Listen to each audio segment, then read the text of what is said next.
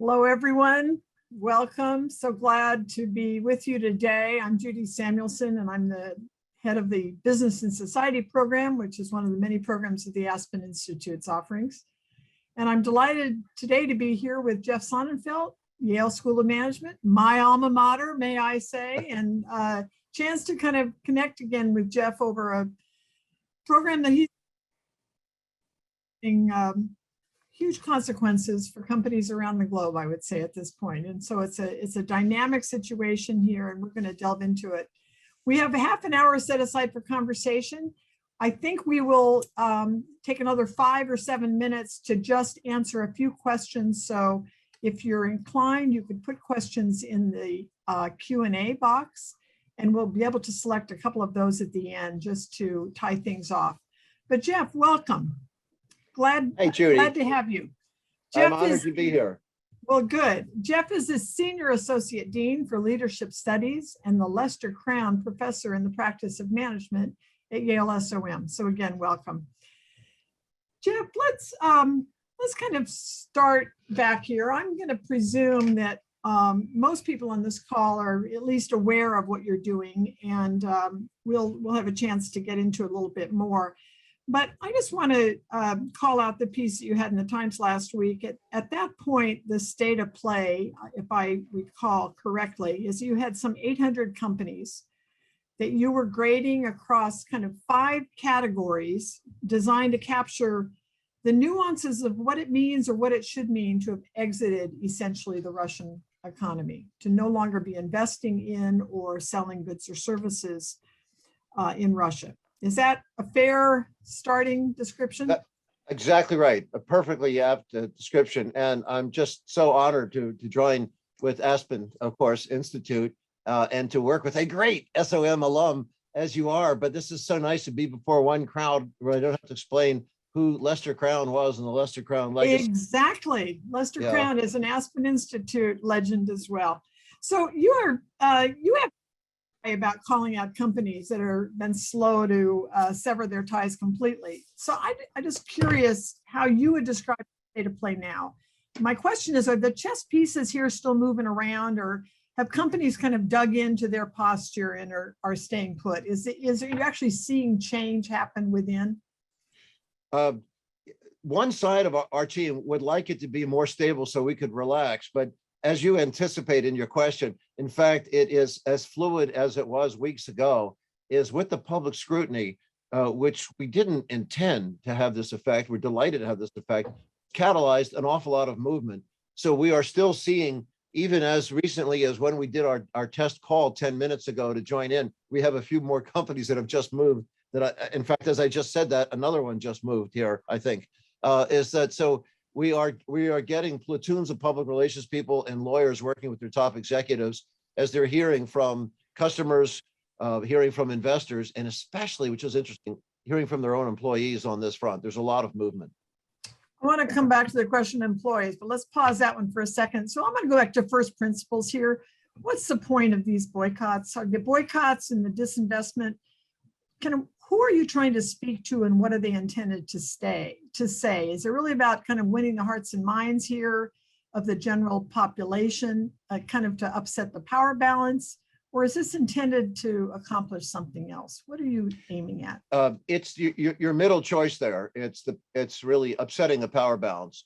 It's really not winning over hearts and minds. You're not making friends with the Russian citizenry initially doing this, but and you're starting with the provocative and the hardest question, because if we were having this conversation in December or even early January, a lot of the official messaging from many parties, whether or not it was throughout Europe or throughout both parties in the American government, is that our target is not the Russian population. That was then, it's not now. Now our target is the Russian population. We have Vladimir Putin, who is in office as one of the bloodiest tyrants in history.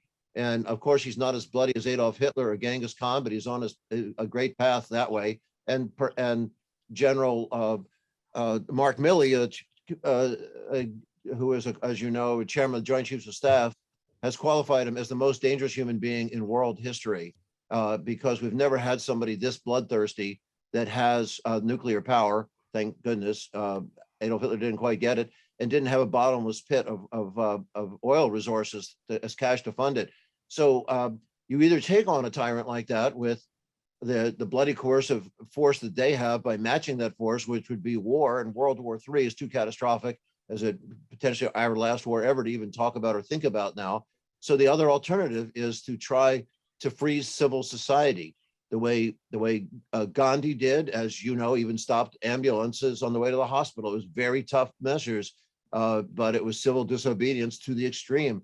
Or what brought down Nicolae Ceausescu in Romania, or Erich Honecker in East Germany, as we saw Jaruzelski with Lech Walesa taking him on with solidarity. We've seen around the world this has worked, and of course with South Africa and apartheid. But what was important in these moves is that it gets a message symbolically to the Russian people as well as substantively. Increasing these hardships, they recognize that the propaganda that they're being fed just can't be accurate if they are to be seen as a world rescuer, freeing this this poor Ukraine nation from the hands Right. of this neo-Nazis. This shows them, in fact, they're the rogue nation. Let me get into the kind of conduct of the companies a little bit here. I'm not going to go too deep into the layers of this kind of enterprise here that you've launched. I'd like to learn later more about how you're pulling it off, because I just got to believe you've got to have a lot of workers there in your own shop helping you support this. But let's come back to that. Just reminded in something I read recently, the kind of real quality of what this means. You know, we've seen planes that are no longer flying between Moscow and European capitals and beyond. Boeing and Airbus planes repossessed. The disruptions to both the internet and to banking. The kinds of companies, professional service firms that have had to sever ties with their own partners who are in Russia and spin those off or set them on a different track. And then, of course, questions around retailers. But I'm also drawn to this question of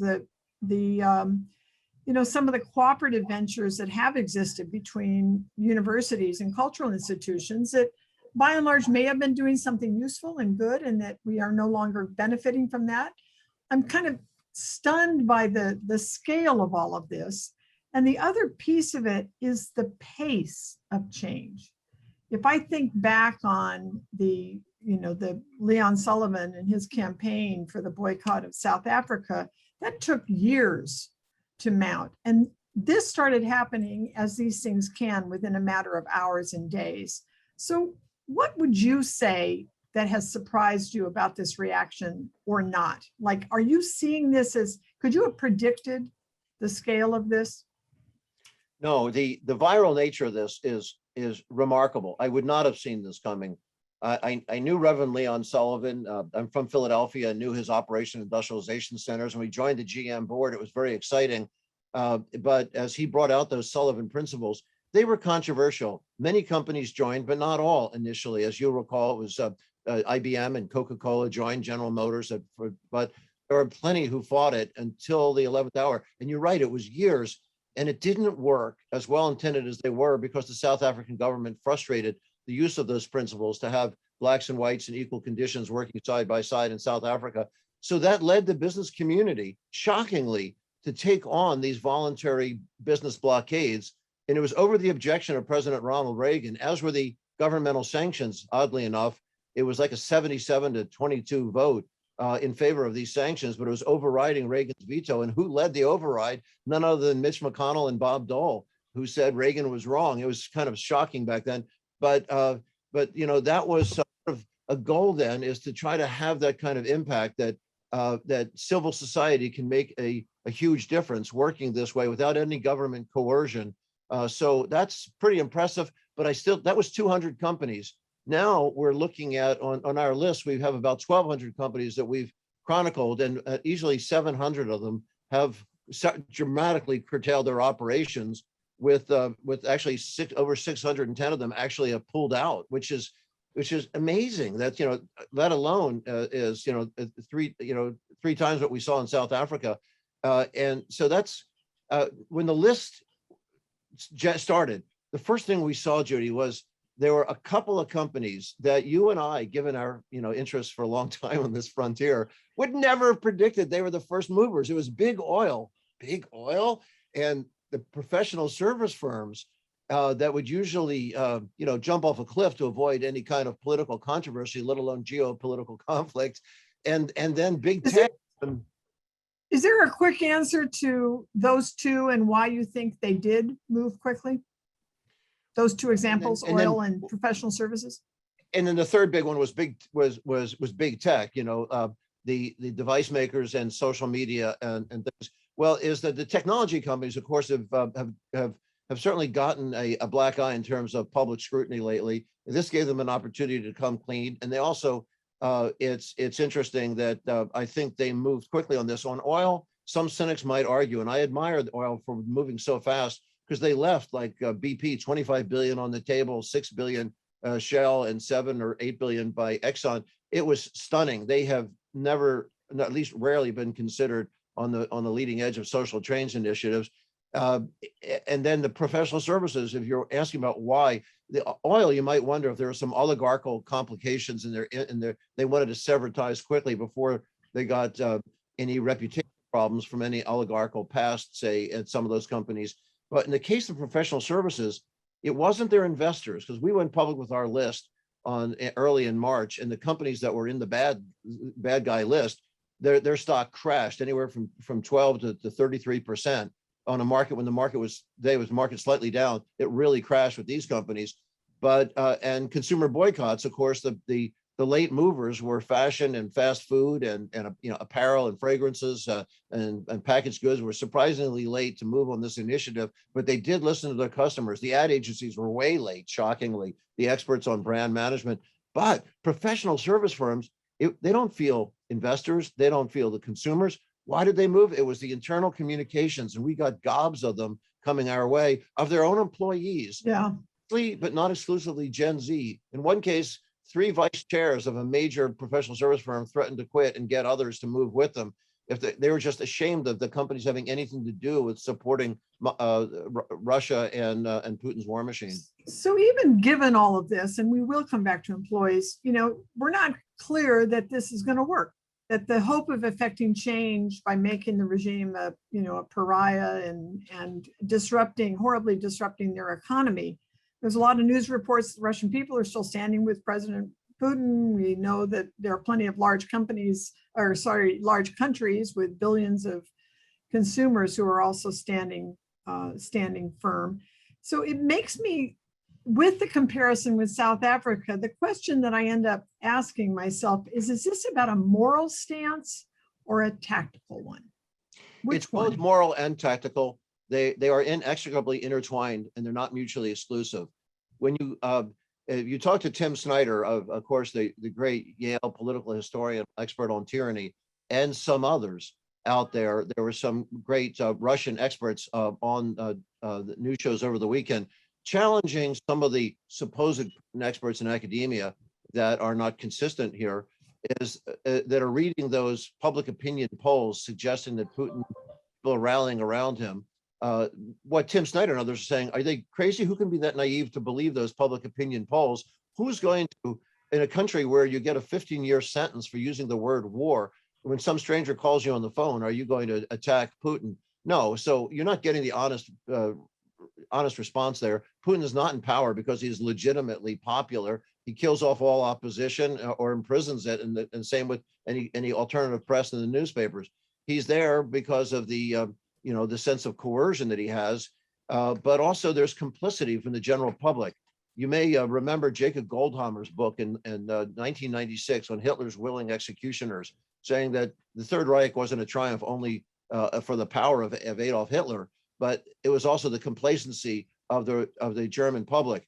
And what's critical here is to create some discomfort so that the Russian public isn't so complacent, and they recognize that Putin is weaker than he claims, and that's what's very important to bring it down. And these kinds of sanctions with economic boycotts have worked before, and they can certainly work here. So I'm going to quote you here in the Times. It says, this is a quote from you: "Our goal is absolute, and some might even say extreme. Every corporation with a presence in Russia must publicly commit to a total cessation of business there. Russians who rely on the food or medicine whose companies make or these companies make or jobs that they provide may suffer hardship. But if that's what it takes to stop Mr. Putin from killing innocent Ukrainians, that's what business must do.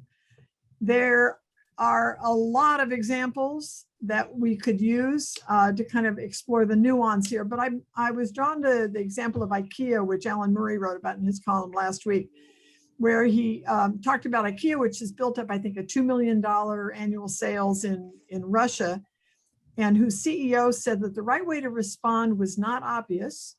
It's about weighing all aspects of the situation, trying to get a 360-degree perspective of the situation, and using our moral and ethical compass to do the right thing. And their ultimate decision, at least where it stood when Alan wrote about it, was that they had closed its stores and discontinued furniture exports to Russia, but kept open shopping malls that make sure the Russians can continue to have access to food and pharmaceuticals. I think I know what you're going to say on this one. Is there? You're right. That is cowardice that's trying to be draped in courage. It's a shameful position of the parent company Inga to keep the mega division, the shopping mall stores open. It's sort of a hedging strategy while closing IKEA to watch out for consumer boycotts elsewhere. It is pathetic. It's the kind of arguments that we saw used in the Second World War of IG Farben and Herx AG and the old Bayer, the old Merck. We had, Woolworths was doing business into Nazi Germany, and who else was Texaco and Royal Dutch Shell, and these companies had to be outed. They were shamed, and they. Let me ask you: do you believe that IKEA is trying to do the right thing here, or do you think there's something else in play? No, they're not doing the right thing at all. No, do you think they're trying to do the right thing? Do they believe they're trying to do the right thing? I think I think most charitably, they're trapped in a cognitive time warp. They're people who believed in the idealism of the post-perestroika era, where we believed that, our generation, Judy, came into our workforce in the 80s and maybe got some big jobs in the 90s. And these boards and CEOs got their top jobs in this new millennia, is that they never lived in a Cold War era. There's always a belief in a middle way, doesn't work here. There's no gray. There is an evil villain and there are innocent victims. There's no third way. And they're looking for that. Are there any exceptions? Access to technology, for example. No, access to technology and nutrition, is the old, of the many misguided things that Tom Friedman, the New York Times writes, one of them was, one of the worst ones was this golden arches rule of diplomacy, that no two countries with a McDonald's would go to war with each other. Tom Friedman must have forgotten all that he would have witnessed in Africa, the Middle East, or Europe. It never worked there. And certainly when you have, 120 McDonald's in Ukraine and 860 in Russia, the lack of fast food operations did not prevent, it was not the source of conflict there. And this belief that what the nutritional companies are arguing, and supposedly nutrition, agriculture, food companies keeping these malls open. We found out what was Nestle's doing and Mondelez doing. They're selling under the rubric of nutritional. It was Cadbury chocolates and Nesquik and Kit Kats and Oreo cookies. And we have found even recently through the weekend, these factories were still running as we got Russian speakers reading the local press and finding these factories were still operating. That's shameful. That's not life supporting. And then the pharmaceutical companies, they were saying it's life supporting. They were selling cosmetics until very recently. And now they've stopped the cosmetics. What are they selling? It's largely over-the-counter drugs, analgesics, antihistamines, and hand lotions and sneezing medicines. That's not life supporting either. Even if it were life supporting, though, we would say it should be discontinued. This is what's humanitarian, is to do everything we can short of war. We don't want to send bullets and bombs into these people. And there isn't anybody on any side of this issue who doesn't recognize we're perilously. I think I'm gonna capture your sentiment on this one quote, which I've been hanging on to for 10 days or 2 weeks now. We need to stop civil society, make it hurt. Right. That capture it?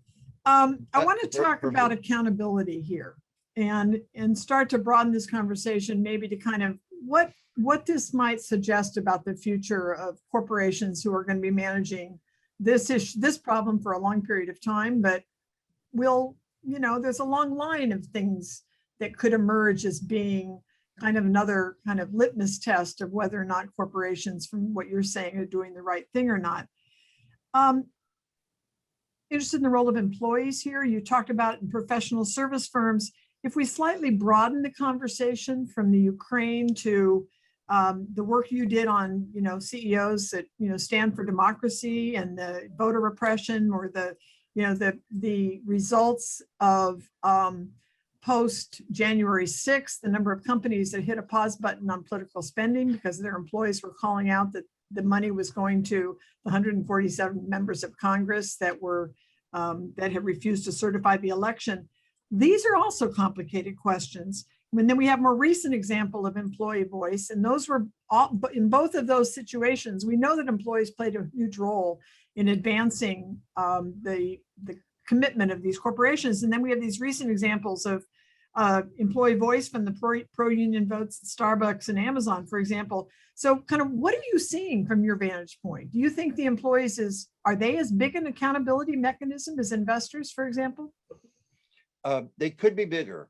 They mattered a lot in Ukraine, Russia, Flashpoint. On some of these other causes, you would have thought we'd heard more from them.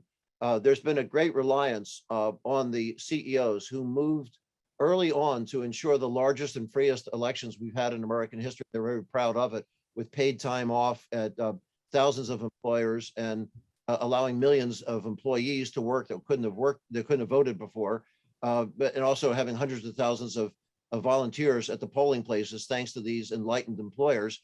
And then after the election itself, when the president then said that he won when he didn't, there was a crisis after November 3rd, that CEOs rallied and affirmed the truth was critical. They were the first group to move, and as the most trusted voice in society, surprisingly right now, our CEOs, they moved in November, and that their speeches, their script was canonized by world leaders around the world as what the facts were. Then after January 6th, that they did come up with this voluntary moratorium, of which most employers did adhere to. And there's not a single of the 97 incumbents that were the obstructionists that voted, I would call them seditionists, that didn't perform their constitutional duty. Not one of them has one penny more from the business community, no matter what anybody's heard or read, is that they're all down, even, Kevin McCarthy down 60%, and Josh Hawley and these others down 97%. They're all down in business support. But still, employee groups have been too quiet. Trade unions have been too quiet. Interfaith clergy used to lock hands. In the 1960s, social change happened not by relying on CEOs. Some were helpful, some CEOs were helpful, but mainly it was all these other groups in society that actually were the voices of the stakeholder governance that we call for today. These stakeholders have been entirely too quiet. We don't hear enough from employee groups standing out there as their CEOs have walked out on the limb. I hear from boards of directors saying, where's everybody else? Where are the trade unions? Where are the employee groups? Where are the institutional investors that have been so quiet? And where's the interfaith clergy? And just between us, where are the college campuses that have been too quiet? So no, we should see a lot more active voice than we see from all those constituents who've been calling for it. Only here and now in small flashpoints. On voting rights, they've been shamefully quiet.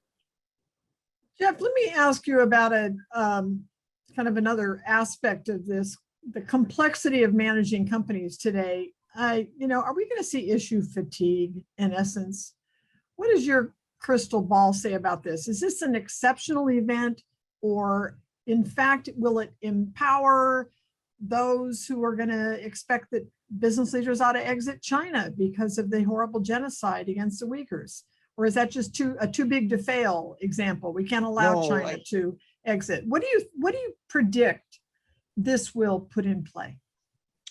Judy, I love that you have the intellectual integrity to ask the question, even though I know you don't believe in those who ask that question. You know that question is asked and has to be asked, because that is a big right-wing canard that comes up all the time, which is as it's phrased, it's the slippery slope argument. If you do this, how do you have to do that? There's so much injustice in society. Yeah, you take a look at Xinjiang province, the apparel makers did exactly this time last year, finally all pull out, all of them, some more publicly than others. But so far as we know, nobody is using forced labor to produce that very fine cotton out of Xinjiang province with the Uyghur oppression.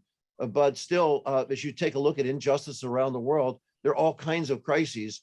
And people say, well, how do we take on all the problems of the whole world? Is that what a CEO and a board are put in position to do? No, but you can take a look at a company, I don't know, say like Michael Dell, just to think of an example of somebody who's not screaming from the social issues from a mountaintop, but almost always gets the issues right. They're looking at 100 issues at a time, and they're making judgment calls, what's critical to their company and their constituencies and their consciences. And I applaud them for doing that. So if you look at a hospital ward, you can say, oh my gosh. So in other words, just sorry, to go back to the Michael Dell example, what are they doing? They're essentially identifying a host of issues at a time and then going through some process to actually elevate those that they think that they need to take a stand on.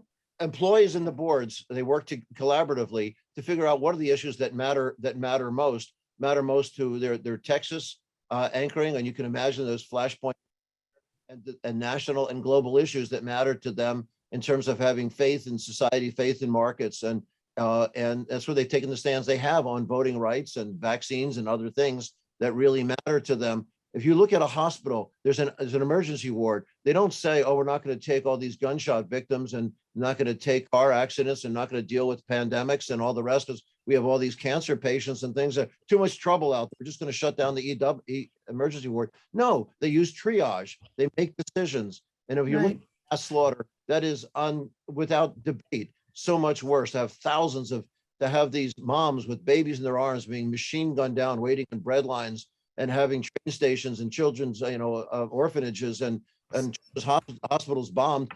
That is categorically worse than anything out there. There's no controversy about that.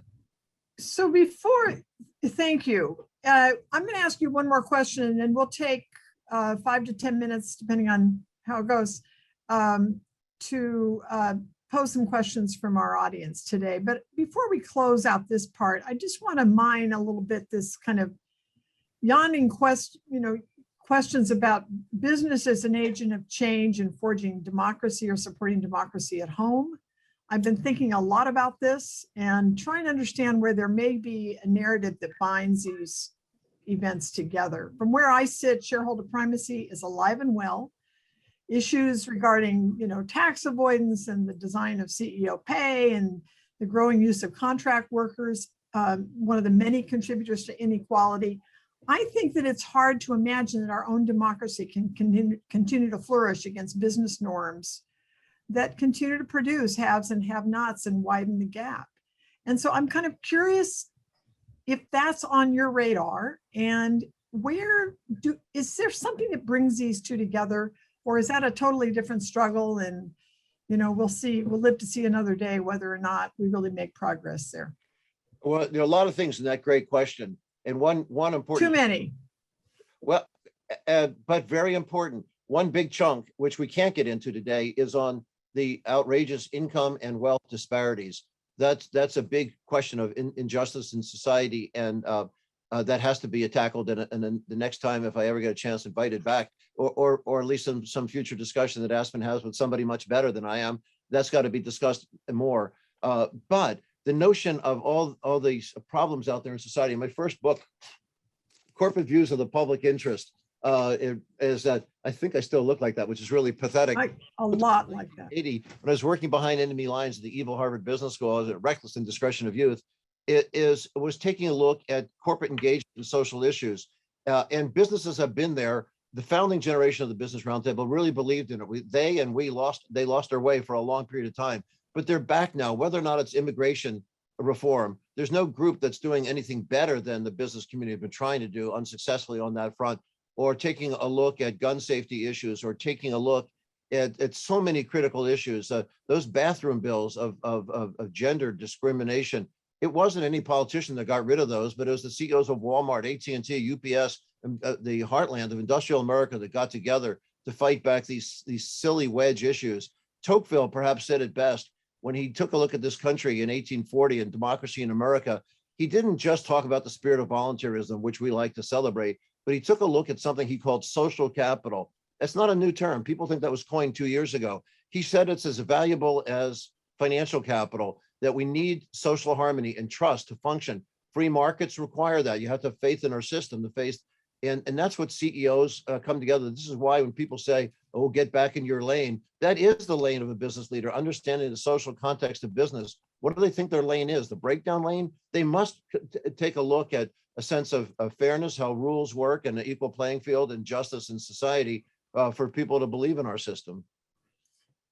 So thank you for your response to all of my questions and for seeding this conversation, which will go on for a long period of time, I surmise. But let me pull out a couple of questions that have come into our chat. One talks about Bill Browder as having recently mentioned that Halliburton and Schlumberger have pulled out, and that they were basically had been responsible for maintaining the oil and gas infrastructure in Russia. Do you happen to know the answer to this, Jeff? Has anybody projected whether or not, and if so, when Russia's ability to export oil and gas will actually start to have problems? Is it being affected, to your knowledge, by these boycotts? Let me not be one to challenge the courageous Bill Browder, but I do think that he may be overly optimistic about what Halliburton, Schlumberger, and Baker Hughes have done in the oil servicing space. They have done something. They have cut back on some future investments. I think they've got a long way to go in terms of cutting out entirely. I believe that John Rabu, who was the legendary founder and a Holocaust survivor that was the CEO of 20 of its best years, would be disappointed with Schlumberger's public positioning. Same with Halliburton, same with Baker Hughes. They're doing a better job than, say, Koch Industries is doing, some others that are in international paper that are just digging in, going on unperturbed, but they're not doing what they could do. They should pull out. Cargill similarly has cut back, thinking of how critical grain is, among other commodities, and Archer Daniels Midland, but they haven't pulled out. So I think Bill Browder has given them a little too much credit. I believe we give them a D instead of an F. So that's a little bit better, but they should be an A or a B, which was. Although there's obviously ramifications that go well beyond Russia. One of the commenters in the chat says, what's your view of the global food companies like Cargill that continue to operate food systems functioning? My NGO works in rural agriculture in sub-Saharan Africa, found that food prices are already connectivity. It's a hard question because, yes, Russia and Ukraine have been so much of a breadbasket of Europe and exporting elsewhere in the world, but they need to. This is a major source of cash for Putin. Just like with oil, it has consequences. I know it's 160 billion euros going into oil, and that's got to be cut back, as Bill Browder is saying. Not to mention gas, which is somewhere around, I think, maybe 60 billion or so euros a day. That is a lot of cash supporting Putin, and we do have to curtail that. How do you? One of their questions is trying to get at. Well, let me just read it. With businesses still dealing with recovering from the negative effects of COVID, as well as inflation and other sources of economic risk, how can or should executive boards financially reconcile prioritizing values over profits when the two forces are at odds, even beyond Ukraine? Is that something you can balance? How would you parse this question? Well, our great fellow SOM alum, Indra Nooyi, with her Performance with Purpose campaign, which came out, decades after the Business Roundtable initially started down that path with what was called corporate social responsibility, but before the ESG terms rose to the surface, Indra had her Performance with Purpose campaign, cutting and completely cutting in half and completely cutting out saturated fats and cutting their carbon footprint dramatically, doing a lot of things that some local bottlers for PepsiCo didn't quite appreciate in the beginning. Indra held her ground, and eventually their performance soared past all their competitors. Is that she had proved that doing good is not antithetical to doing well. So I don't believe that these are necessary trade-offs. You can do them both. You can address societal problems and also soar as a business leader. The past leadership of so many companies, I think we could take a look that did well there, and there are many today. I think Salesforce and many other companies. We could start to itemize the companies that are doing so well. You look at our A and our B list; it's a very impressive array of companies that are doing the right thing. It's not hurting the shareholders. In fact, the A and the B lists of people that are acting so righteously we are showing, you heard it here first, we're showing actually quite a bump up in their stock performance through this period. Say more about that. What do you mean? It seems that it is being picked up by investors that this is a smart thing to do, to withdraw from their Russian exposure, whether or not that's out of self-interest or applauding the values of the companies doing it. It looks like we're seeing some pretty strong support for doing the right thing. Wow, that's remarkable. Here's one, Jeff. What long-term impact will the situation around the Ukraine have on those transnational companies which refuse to stop doing business in Russia? Do you think that there will, it's kind of like the flip side of what you've just said. Do you think that there will be long-term negative impacts? Yeah, I think so. I think the reputation damage to those companies will be significant. They won't be, when this is eventually resolved, the average Russian will not be celebrating them heroically. They'll be seen as the kind of people who had been collaborators with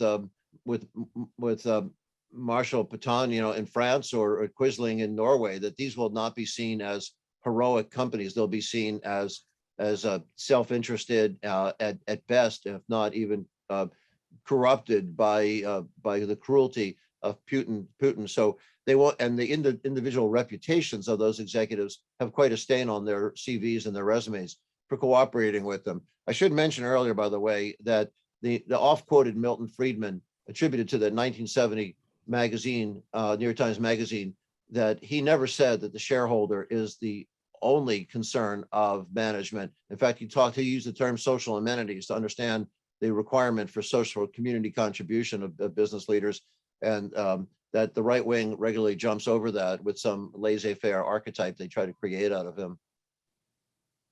So my last, just would like you to give us a couple minutes, if you will. We're going to be off by 3:10, I promised you. But what is this? What's going on behind the scenes? How are you doing this? We have a great army. I just sent to you, I don't know if you've seen it on your email, but just as we were coming on, an article in today's Yale Daily News that shows the faces that are truly the heroic people working around the clock. I have a director of our research team, Stephen Tian, who absolutely does not sleep, or at least he hasn't for the last 7 weeks. And the students that are working with them that are experts in economic analysis, financial analysis, corporate governance, geopolitical expertise in as primary native language of 12 different European languages and many Asian languages, because we're trying to get back to all of our sourcing. Going through Bloomberg and Capital IQ and Thomson Reuters and FactSet and things is not enough. We need to get also to the press in these different places and talk to people. We have a wiki network of insiders that come to us as whistleblowers and others, but this group is working round the clock on this, and it means we have to stare down some pretty litigious people from time to time, that sometimes scary, some platoons of PR people that are trying to blur the authentic good guys with some pretenders and try to shake us down and threaten us. And we just have to stand by and come back with the facts, that the facts protect us from any libel or malice charges. Well, my hat's off to you for this whole endeavor, and your clarity of where you stand in your own clear line, I think, is really remarkable and admirable. And I aim to learn more in time. I want to return to you on this question of how this ties back to some of the questions we're asking at home, and we'll find another time to pick up that conversation. But for now, Jeff, I just want to thank you for your time.